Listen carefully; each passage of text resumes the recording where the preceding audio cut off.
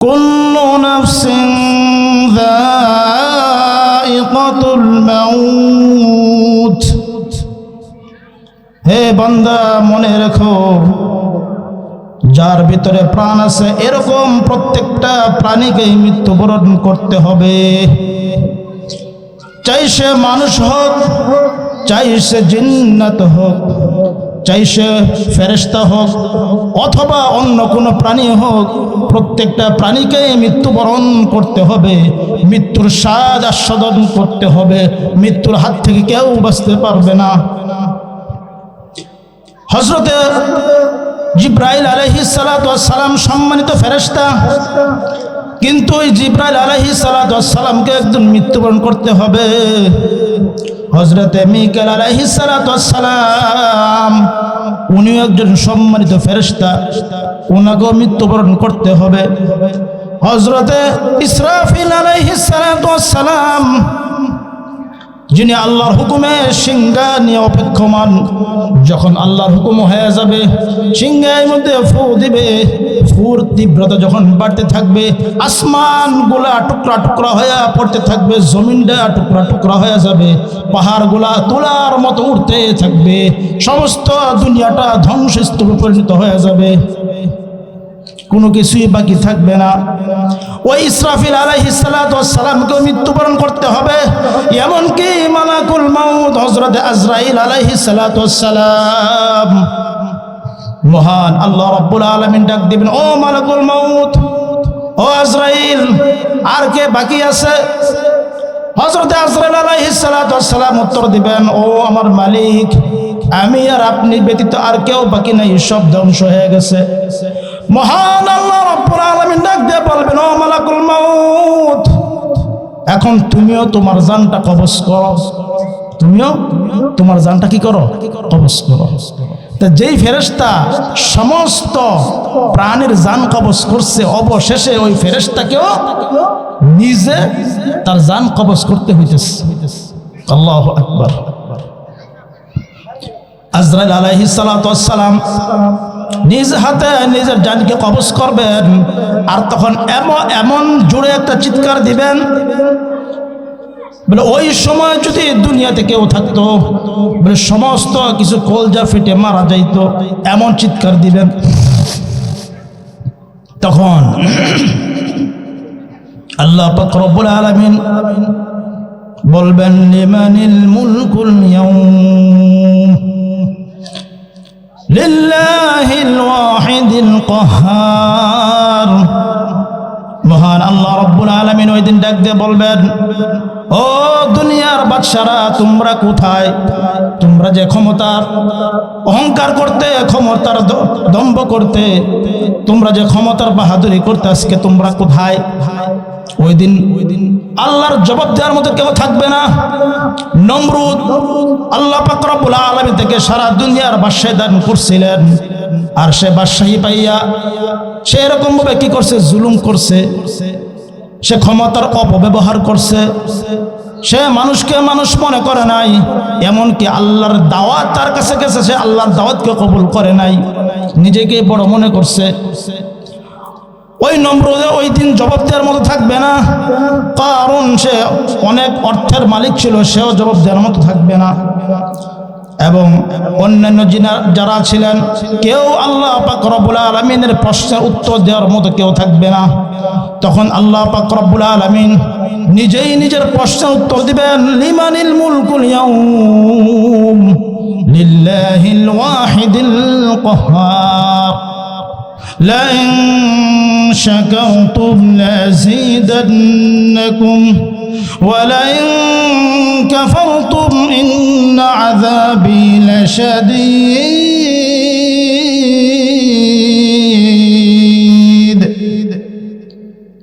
আল্লাহ পাক রব্বুল আলামিন বলেন, যদি তোমরা নিয়ামত পাইয়া শুকরিয়া আদায় করো, আমি আল্লাহ তোমাদের নিয়ামতকে বাড়াই দিব, লাযীদান্নাকুম।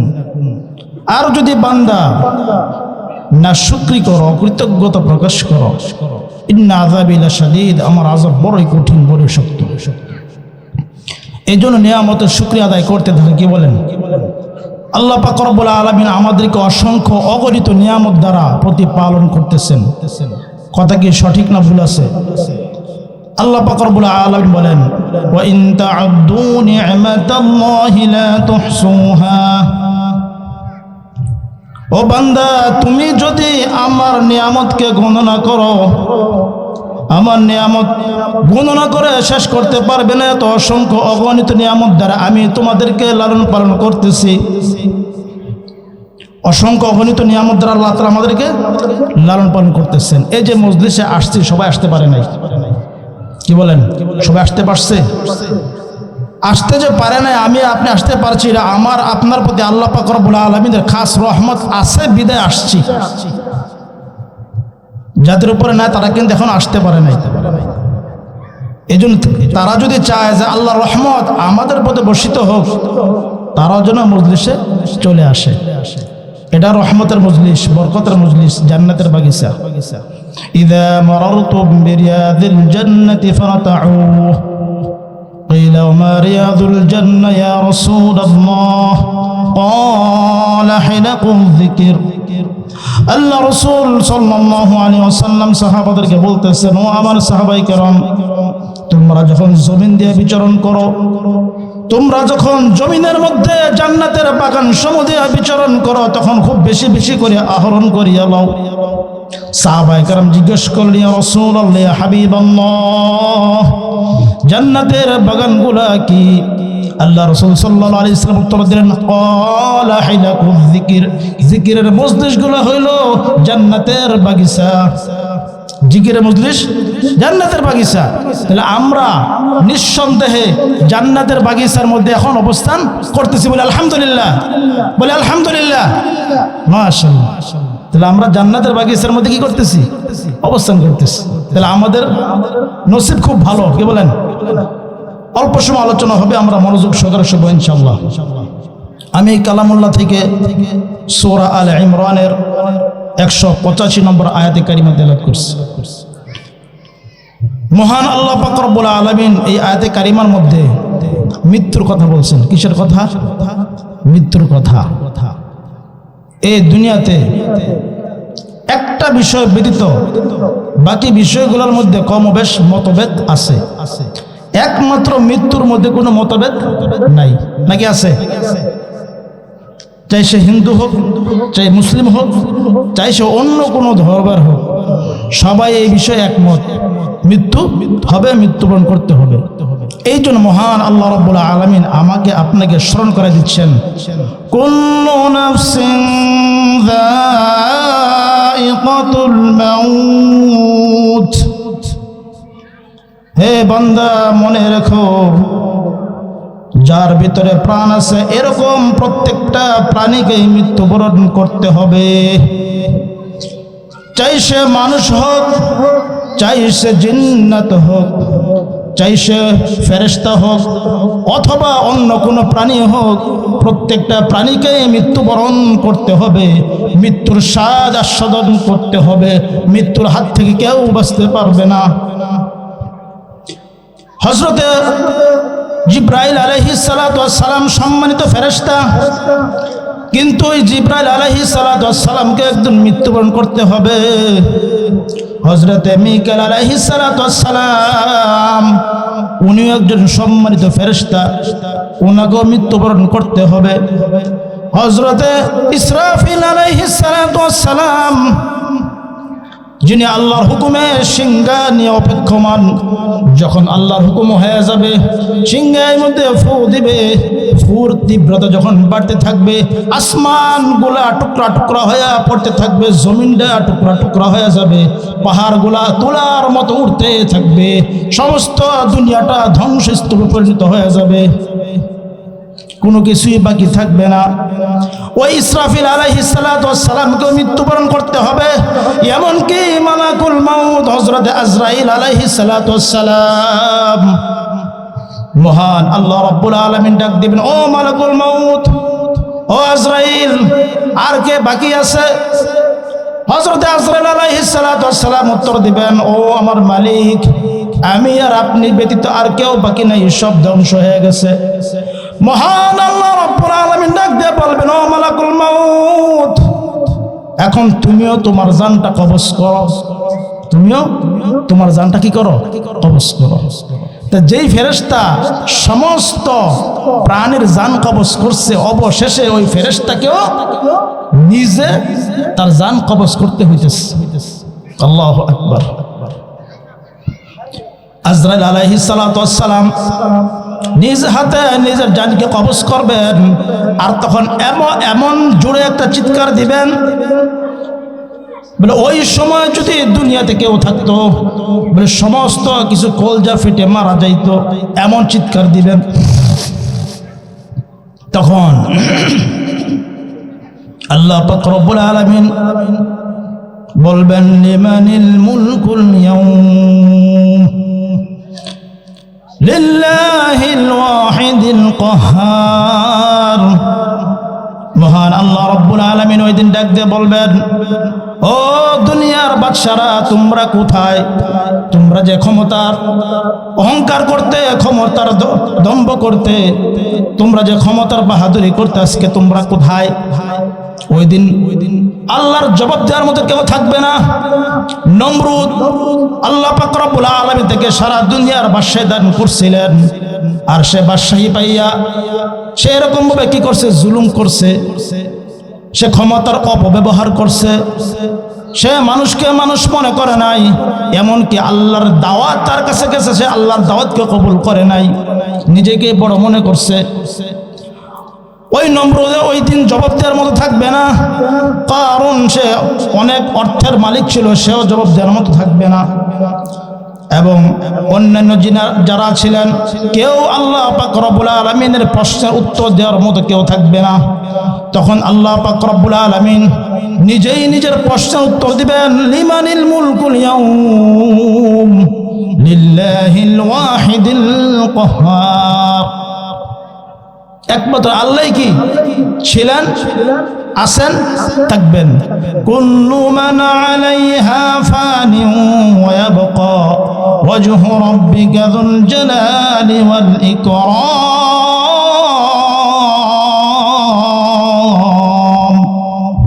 সমস্ত কিছু ধ্বংস হয়ে যাবে, ফানা হয়ে যাবে, কোনো কিছুই থাকবে না, সব নাস্তেনাবুদ হয়ে যাবে। থাকবেন কে? একমাত্র আল্লাহ। কে থাকবেন? একমাত্র আল্লাহ, যিনি মহিমাময় মহানুভব, ওই আল্লাহ থাকবে না, সব ধ্বংস হয়ে যাবে।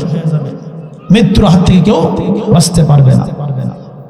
এখন কথা হইল, মৃত্যু যেহেতু আমাদেরকে বরণ করতে হবে, মৃত্যুর পেয়ালা যেহেতু পান করতে হবে, মৃত্যুর স্বাদ আস্বাদন যেহেতু করতেই হবে, তাহলে আমাদের করণীয় কি? কি বলেন?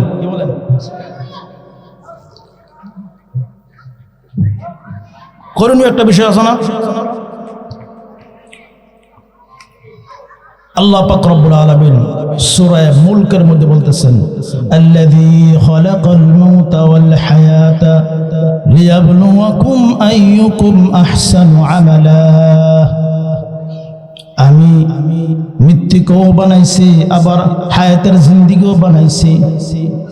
আমি এটা পরীক্ষা করার জন্য বানাইছি, কে সবচেয়ে উত্তম আমল করে, যে ভালো আমল করবে। এই ভালো আমল কে করবে, এইটা পরীক্ষা করার জন্যই আমি মৃত্যুকেও বানাইছি, আবার হায়াতের জিন্দেগিও দিয়ে দিছি। ও বান্দা, তুমি যদি বুদ্ধিমান হও, তোমার হায়াতের জিন্দেগি উত্তম আমল দ্বারা সুসজ্জিত করবা। আর যদি তুমি বেয়াকুব হও, তাহলে ওই রকম অবস্থা তোমারও হবে, যে অবস্থা ফেরাউনের হয়েছিল, নমরুদের হয়েছিল, হামানের হয়েছিল, কারুনের হয়েছিল, আবু জেহেলের হয়েছিল, উতবা শাইবা তাদের যে পরিণত হয়েছিল, তোমারও ওই একই পরিণত হবে। এই জন্য জিন্দেগি আমল দ্বারা কি করতে হবে? সাজাইতে হবে। এখন বিষয় হলো, যখন একটা মানুষের মৃত্যু হয়ে যায়, তখন সে আর কোনো কিছুই করতে পারে না। কি করেন? তার লাশটা শুয়ে থাকে, তার লাশটা পড়ে থাকে, তার জবান চলে না, তার চোখ দেখে না, হাত চলে না, পা চলে না, ব্রেনে কাজ করে না। একটা লাশ মাটিতে কি থাকে? পড়ে থাকে। ওই সময় সে শত চেষ্টা করলেও নামাজ পড়তে পারবে না, আল্লাহর জিকির করতে পারবে না, দান সদকা করতে পারবে না। ওই সুযোগ তার নাই, ওই ক্ষমতাও তার নাই। তার ক্ষমতা কি হয়ে গেছে? লেপস হয়ে গেছে। এই জন্য আল্লাহ রাসূল সাল্লাল্লাহু আলাইহি সাল্লাম বলতেছেন, ইযা মাতাল ইনসান ইনকাতাআ আমালুহু ইল্লা মিন সালাস। যখন মানুষ মারা যায় ওই মানুষের আমল করার কোনো ব্যবস্থা থাকে না, কোনো শক্তি থাকে না, তার সকল আমলগুলা বন্ধ হয়ে যায়। সে নামাজ পড়তে পারবে না, সে রোজা রাখতে পারবে না, সে দান সদকা করতে পারবে না, তার কোনো আমল করার ক্ষমতাই থাকবে না। এই জন্য বলে তিনটা আমল ব্যতীত বাকি সকল আমল বন্ধ হয়ে যায়। তিন আমল ব্যতীত বাকি আমল কি হয়ে যাবে? বন্ধ হয়ে যাবে, আর সম্ভব না। তিনটা আমল কি কি? এক নম্বর, আও সাদকাতিন জারিয়া, সদকায়ে জারিয়া। সদকায়ে জারিয়ার আমল যদি সে করে থাকে পৃথিবীতে থাকতে, তার হায়াতের জিন্দেগিতে থাকতে, তাহলে যতদিন পর্যন্ত সদকায়ে জারিয়ার আমল চলতে থাকবে তার আমল নামার মধ্যে নেকিও কি হইতে থাকবে? জমা হইতে থাকবে। সুবহানাল্লাহ। সদকায়ে জারিয়া কি? আপনি একটা মসজিদ বানাইছেন, অথবা মসজিদের জন্য জায়গা দান করছেন, অথবা আপনি মসজিদের জন্য এক গাড়ি ইটের ব্যবস্থা করে দিয়েছেন, এক গাড়ি বালির ব্যবস্থা করে দিয়েছেন, এক ব্যাগ সিমেন্ট দিয়েছেন, অথবা আপনি ব্রেন খাটিয়ে কাজগুলো পরিচালনা করে দিয়েছেন। যে কোনো সহযোগিতা আপনি করে থাকুন না কেন, যতদিন পর্যন্ত এই পৃথিবীর জমিনে মসজিদ থাকবে, ওই মসজিদে যতদিন নামাজ চলতে থাকবে, কোরআনের তেলাওয়াত চলতে থাকবে, ইলমের চর্চা হইতে থাকবে, ততদিন পর্যন্ত আপনি যদি পৃথিবীতে নাও থাকেন, আপনার আমলনামার মধ্যে ওই মসজিদে আমলের নেকি জমা হইতে থাকবে। সুবহানাল্লাহ। আপনি একটা মাদ্রাসা বানাইছেন, যেমন দাপুনিয়া নবী নওয়াজ বাইতুল কোরআন মাদ্রাসা, আপনাদের এলাকায় না? সহযোগিতা করছেন না? বলেন আলহামদুলিল্লাহ, বলেন আলহামদুলিল্লাহ, জোরে বলেন আলহামদুলিল্লাহ। যদি আপনার একটা টাকাই মাদ্রাসা লেগে থাকে আপনি কামিয়াব। আপনার জায়গা যদি এই মাদ্রাসায় লেগে থাকে আপনি কামিয়াব। আপনি যদি মাদ্রাসা পরিচালনার ক্ষেত্রে আপনার ব্রেনকে লাগায় থাকেন, আপনার ফিকির লাগায় থাকেন, আপনি কামিয়াব। যতদিন পর্যন্ত এই মাদ্রাসা থাকবে, এই মাদ্রাসার মধ্যে যতদিন পর্যন্ত ছাত্ররা হাফেজ কোরআন হবে, কোরআনের তেলাওয়াত করবে, আলেম হবে, হাক্কানি রব্বানি, এবং তারা যতদিন পর্যন্ত এই কোরআনের খেদমত করতে থাকবে, ইলমে ওহির খেদমত করতে থাকবে, আপনি আপনার আমলনামার মধ্যে তাদের নেকির একটা অংশ জমা হইতে থাকবে। সুবহানাল্লাহ। এটা হলো পুঁজি। এটা কি? পুঁজি, সদকায়ে জারিয়া। আপনি মানুষের কল্যাণের রাস্তা বানাইছেন, একটা গভীর নলকূপ প্রতিস্থাপন করছেন, মানুষ এটা থেকে পানি পান করে, নামাজ পড়ে, ওযু করে নামাজ পড়ে, আপনার আমলনামার মধ্যে নেকি জমা হইতে থাকবে। মুসাফিরখানা বানাইছেন, মুসাফিররা ওই মুসাফিরখানার মধ্যে এরকম ভাবে আশ্রয় নেয়, বিশ্রাম করে, আপনার আমলনামার মধ্যে নেকি জমা হইতে থাকবে। এরকম ভাবে যত ভালো কাজ আছে, ভালো কাজগুলো আপনি করে যাবেন, আপনি দুনিয়াতে না থাকলেও আপনার আমলনামার মধ্যে নেকি জমা হইতে থাকবে। আমরা করবো তো ইনশাল্লাহ। কি কোন এই মাদ্রাসার খেদমত করবো তো ইনশাল্লাহ। মাদ্রাসার মধ্যে আমার সন্তানদেরকে দিব তো ইনশাল্লাহ। অন্যান্য সন্তান যারা আছে, ছোট ছোট বাচ্চা আছে, বাপ মারে বুঝাইয়া এই মাদ্রাসায় ভর্তি করবো তো ইনশাল্লাহ। আপনি যদি একটা ছেলেকে ভর্তি করে দিতে পারেন, সে হাফেজ হবে, আলেম হবে, সে আবার মাদ্রাসা করবে, সেও এরকম হাফেজ আলেম বানাইবে, বলে এরকম করতে করতে করতে করতে কিয়ামত পর্যন্ত চলতে থাকবে, আপনার আমলনামার মধ্যে নেকি শুধু জমা হইতেই থাকবে। রোজ হাসরের ময়দানে যখন আপনার আমলনামা দেওয়া হবে, আপনার আমলনামার মধ্যে আপনি দেখবেন হাজার হাজার হাফেজে কোরআনের নেকি, হাজার হাজার হাফেজে কোরআনের নেকি আপনার আমলনামার মধ্যে। আপনি বলেন, আমার মাওলা, এই আমলনামা তো আমার না, এত হাফেজে কোরআনের আমল কিভাবে আমার আমলনামার মধ্যে আসলো? মহান আল্লাহ রাব্বুল আলামিন উত্তর দিবেন, হ্যাঁ বান্দা, এটাই তোমার আমলনামা। তুমি এরকম ভাবে হাফেজে কোরআনদের জন্য সহযোগিতা করছিলা, তুমি যে মাদ্রাসার মধ্যে একজন হাফেজে কোরআনকে ভর্তি করে দিয়েছিলে, সে হাফেজে কোরআন হয়েছে, তার থেকে আরো হাজার হাজার হাফেজে কোরআন হয়েছে, আলেম হয়েছে, বলে সকলের নেকির একটা অংশ বান্দা তোমার আমলনামার মধ্যে আমি দিয়ে দিছি। সদকায়ে জারিয়া। তাহলে করবো তো ইনশাআল্লাহ। তাহলে 1 নাম্বার সদকায়ে জারিয়া, সদকায়ে জারিয়া আমলটা আমরা করবো ইনশাআল্লাহ। এরপরে আসেন আও ইলমি ইউনতাফাউ বিহি, এমন উপকারী এলেম যে এলেমের দ্বারা মানুষ উপকৃত হয় দুনিয়া এবং আখিরাতে উভয় জগতে। এরকম এলেম যদি আমি এই দুনিয়াতে রেখে যাইতে পারি, তাহলে আমি এই দুনিয়া থেকে চলে যাওয়ার পরেও আমার আমলনামার মধ্যে জমা হইতে থাকবে, নাকি জমা হইতে থাকবে। আমাদের বাংলাদেশের প্রখ্যাত আলেম দ্বীন শাইখুল হাদিস আল্লামা আজিজুল হক রহমতুল্লাহি আলাইহি, আল্লাহ পাক রব্বুল আলামিন ওনার কবরকে নূর দ্বারা ভরপুর করে দেন, জান্নাতের আলা মাকাম দান করেন। হযরত অসংখ্য অগণিত লক্ষ লক্ষ মুহাদ্দিসিন জমিনে রেখে গেছেন। কি বলেন? এই সমস্ত মুহাদ্দিসিনরা তিনারা খেদমত করতেছে, এইভাবে বলা বাড়তেছে বাড়তেছে, প্রত্যেকের নেকি ওনার আমলনামার মধ্যে জমা হইতেছে। আল্লাহু আকবার। মহান আল্লাহ রাব্বুল আলামিন রোজ হাশরের ময়দানে যখন রাগান্বিত থাকবেন, আল্লাহর রাগের সামনে কেউ যাইতে পারবে না, কেউ কথা বলতে পারবে না। ওই সময় আল্লাহর রাগকে দমন করার জন্য হযরতে আবু বকর সিদ্দিক রাদিয়াল্লাহু আনহুর আমলনামাটা পেশ করা হবে। কি বলেন? হযরতে আবু বকর সিদ্দিক রাদিয়াল্লাহু আনহুর আমলনামা পেশ করা হবে। মহান আল্লাহ রাব্বুল আলামিন ওনার আমলনামা দেখে ওনার রাগ ঠান্ডা হয়ে যাবে। আল্লাহু আকবার। সারা পৃথিবীতে যত মুসলমান আছে প্রত্যেক মুসলমানের আমলের একটা অংশ ওনার আমলনামার মধ্যে জমা হইতেছে। কারণ কি? কারণ হইল আল্লাহ রাসূল সাল্লাল্লাহু আলাইহি সাল্লাম যখন কালিমার দাওয়াত দিলেন, হযরত সিদ্দিক আকবর রাদিয়াল্লাহু আনহু ওনাকে যখন কালিমার দাওয়াত দেওয়া হইল, উনি সাথে সাথে কালিমা গ্রহণ করলেন, লা ইলাহা ইল্লাল্লাহু মুহাম্মাদুর রাসূলুল্লাহ। উনি কালিমা গ্রহণ করে নিলেন। জিজ্ঞেস করলেন, ইয়া রাসূলুল্লাহ, ইয়া হাবিবাল্লাহ, এখন আমার কি কাজ, আমি কি কাজ করব? বলে, আমি নবীর যেই কাজ তুমি আবু বকর ওই একই কাজ। বাইর হয়ে গেলেন। সন্ধ্যার সময় 4 জন নও মুসলিম সাথে করে নিয়ে আসলেন। ইয়া রাসূলুল্লাহ, ইয়া হাবিবাল্লাহ, নেন আমার সারা দিনের কামাই। আল্লাহ রাসূল সাল্লাল্লাহু আলাইহি ওয়াসাল্লাম বলেন, ও আবু বকর, তোমার সারা দিনের কামাই না, তোমার সারা জিন্দেগীর কামাই। সারা দিনের কামাই, সারা জিন্দেগীর কামাই। আল্লাহু আকবার। পরের দিন গেছেন আরো 5 জন, ইয়া রাসূলুল্লাহ, আজকে আমার সারা দিনের কামাই। বলে, আবু বকর, তোমার সারা দিনের কামাই না, তোমার সারা জিন্দেগীর কামাই। কিয়ামত পর্যন্ত যত মুসলমান হবে সকলের নেকির একটা অংশ ওনার আমলনামায় জমা হইতে থাকবে। আল্লাহু আকবার। কত খেদমত করে গেছেন দিনের জন্য। কি কোন? এই জন্য এলেমের খেদমত করতে হবে, তাহলে আমার আমলনামার মধ্যে কি হবে? এরকম নেকি জমা হইতে থাকবে।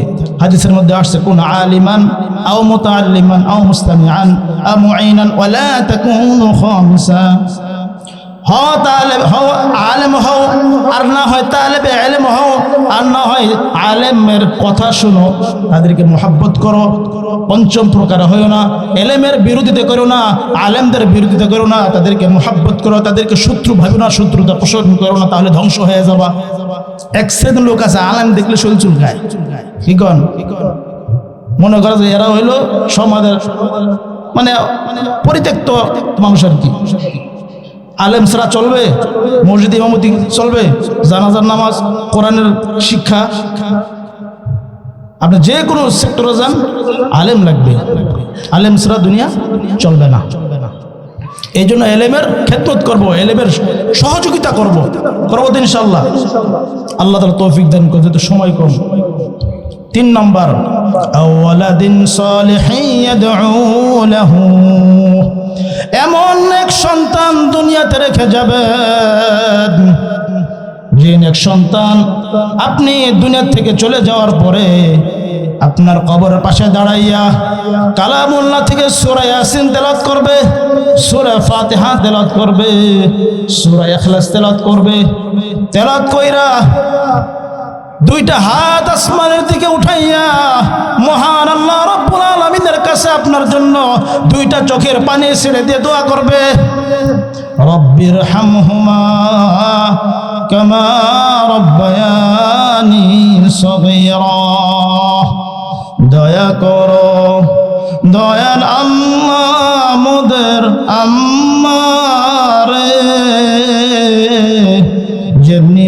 ভাবে করছেন দয়া শিশুকালে। দয়া করো দয়াল আল্লাহ মোদের আব্বারে, যেমনি ভাবে করছেন দয়া শিশুকালে। আহা, সন্তান কত আপন, কি করেন সন্তান কত মধুর। হ্যাঁ, সন্তানের জন্য কাঁধটাকে পালকি বানাইছেন কি বানাইছেন না? কাঁধে নিয়ে সন্তান নিয়ে ঘুরছেন না? মারা সন্তানের জন্য কত কষ্ট করে, না খায়া সন্তানকে খাওয়ায়। একজন পরিবারের মধ্যে যদি 5 জন সদস্য থাকে, বাবা মা 3 সন্তান, সবার খানা দানা হয়ে গেছে, একজন সন্তান বাকি আছে। ওই যতটুকু খানা ছিল সন্তানের সামনে উঠাই দিছে। সন্তান বলে, মা তুমি খাইছো নি? বলে, বাবারে আমার খিদা নাই, তুমি খাইয়া নাও। কে বলে? মা বলে। এই মা তোমার জন্য শীতের সময় নিজে ভিজের মধ্যে শুয়া তোমাকে বুকের মধ্যে আগলায় রাখছে। তোমার যদি ঘুমের নষ্ট না হয়, তোমার যদি ঘুমের ব্যাঘাত না ঘটে, তুমি যদি আরামে ঘুমাইতে পারো, তোমাকে লালন পালন করছে। নিজে খাইছে না খাইয়া তোমাকে লালন পালন করছে, তোমাকে বড় করছে, শিক্ষিত করছে। আজকে তুমি শিক্ষিত হইয়া ওই মাকে ঘর থেকে বাইর করে দাও, তুমি কত বড় নিমুখ হারাম, তুমি কত বড় নিমুখ হারাম। বৃদ্ধ মাকে এই অসহায় অবস্থায় ঘর থেকে বাইর করে দাও, তুমি কেমন সন্তান? তুমি সুসন্তান না, তুমি কুসন্তান। এরকম সন্তান আছে না? সুশীল সমাজের মধ্যে আছে না? শিক্ষিত ডক্টর, বড় ইঞ্জিনিয়ার, অর্থ সম্পদের অভাব নাই, কিন্তু মাকে তার ফ্ল্যাটে জায়গা দেয় না। মার একটু জায়গা তার ফ্ল্যাটে হয় না, কোথায় হয়? বৃদ্ধাশ্রমে হয়। বৃদ্ধাশ্রমে মার জায়গা হয়, বাবার জায়গা বৃদ্ধাশ্রমে হয়। অথচ যেই বাবা তাকে কাঁধে করে নিয়ে হাঁটছে, যেই বাবা তাকে নিজে না খাইয়া সন্তানকে পড়াইছে, ভালো ভালো স্কুলে পড়াইছে, নিজে কষ্ট করছে, দিন মজুরি দিছে, খেতে খামারে কাজ করছে, নিজে ভালো খায় না, ভালো পড়ে নাই, তোমাকে ভালো খাওয়াইছে, তোমাকে ভালো পড়াইছে, তোমাকে শিক্ষিত করছে। আজকে ওই শিক্ষিত হইয়া তুমি ওই পিতাকে ঘর থেকে বাইর করে দাও, ওই মাকে তুমি ঘর থেকে বাইর করে দাও, তুমি কিসের শিক্ষিত? তুমি একটা অশিক্ষিত, তুমি মূর্খ, তুমি নালায়েক, তুমি জাহেল, তুমি একটা অজ্ঞ, তুমি একটা মাতাল। তুমি কখনো সুসন্তান হইতে পারো নাই, তুমি একটা কুসন্তান। এই জন্য আমি আমার ভাইদেরকে বলবো, সুসন্তান হব না কুসন্তান হব? কি বলেন? সুসন্তান হব, সুসন্তান হব। মায়ের দোয়া আপনার জিন্দেগি পার করে দিবে। হযরতে বাইজিদ বুস্তামি রহমাতুল্লাহি আলাইহি মার খেদমত করছিলেন। মার দোয়ার বরকতে উনি বড় বুজুর্গ হয়ে গেছেন, আল্লাহর ওলি হয়ে গেছেন। হযরত আব্দুল কাদের জিলানী রহমাতুল্লাহি আলাইহি মার খেদমত করছেন, বড় ওলি হয়ে গেছেন। কি কোন এরকম অনেক নজির আছে কি নাই? মার খেদমত করে দামি হয়ে গেছে, বড় আল্লাহওয়ালা হয়েছে, বুজুর্গ হয়ে গেছে। মার খেদমত করবো তো ইনশাল্লাহ। কি কোন? নিজে না খেয়ে মারে খাওয়াইব, নিজে না খাইয়া মারে খাবো। মার দোয়া সবচেয়ে বড়। মা হইল তোমার জন্য জান্নাতের একটা দরজা, বাবা হইল তোমার জন্য জান্নাতের একটা দরজা। ও বান্দা, তুমি যদি তোমার জান্নাতের দরজা খোলা রাখতে চাও, মার খেদমত করো, মাকে সন্তুষ্ট করো, মার মনে আঘাত দিও না, মাকে কষ্ট দিও না, বাবাকে কষ্ট দিও না, বাবাকে ইজ্জত করো, সম্মান করো, বাবার সাথে তর্ক করো না, বাবাকে তুমি খেদমত করো, তার কথা মতো চলো, তার মনে কষ্ট দিও না। ও বান্দা, তুমি যদি তোমার জান্নাতের দরজা খোলা রাখতে চাও, বাবা মার খেদমত করো, বাবা মাকে সন্তুষ্ট করো। তোমার বাবা মা যদি তোমার প্রতি সন্তুষ্ট থাকে, আমার আল্লাহ তোমার প্রতি সন্তুষ্ট। আর বাবা মা যদি তোমার প্রতি অসন্তুষ্ট থাকে, আমার আল্লাহ তোমার প্রতি অসন্তুষ্ট। হযরতে আলকামা রাদিয়াল্লাহু আনহু একজন সাহাবী, আল্লাহ রাসূলের সাহাবী। সাকরাতুল মাউত চলতেছে, কালিমা তালকিন হইতেছে, জবান দিয়া কালিমা বাইর হয় না, জবান দিয়া কালিমা বাইর হয় না। আল্লাহ রাসূলের দরবারে চলে গেছে, ইয়া রাসূলুল্লাহ, ইয়া হাবিবাল্লাহ, আলকামার তো কালিমা জবান দিয়ে বাইর হয় না। আল্লাহ রাসূল আসছেন, ঘটনা কি? আলকামার মাকে ডাকো। বলে ঘটনা কি? আলকামা কেমন মানুষ ছিল? বলে ভালো মানুষ, মুত্তাকি, পরহেজগার, কিন্তু তার তো সাকরাতুল মউত চলতেছে, কালিমা জবান দিয়ে বাইর হয় না। ঘটনাটা কি? তুমি কি আলকামার প্রতি অসন্তুষ্ট? বলে হ্যাঁ, আলকামার প্রতি আমি অসন্তুষ্ট।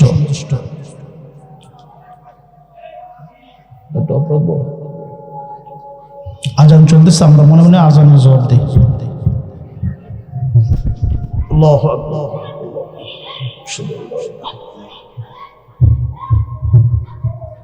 أشهد أن لا إله إلا الله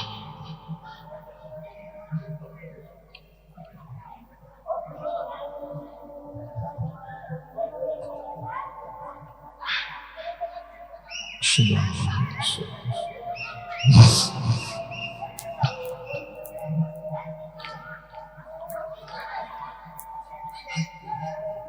أشهد أن محمدا رسول الله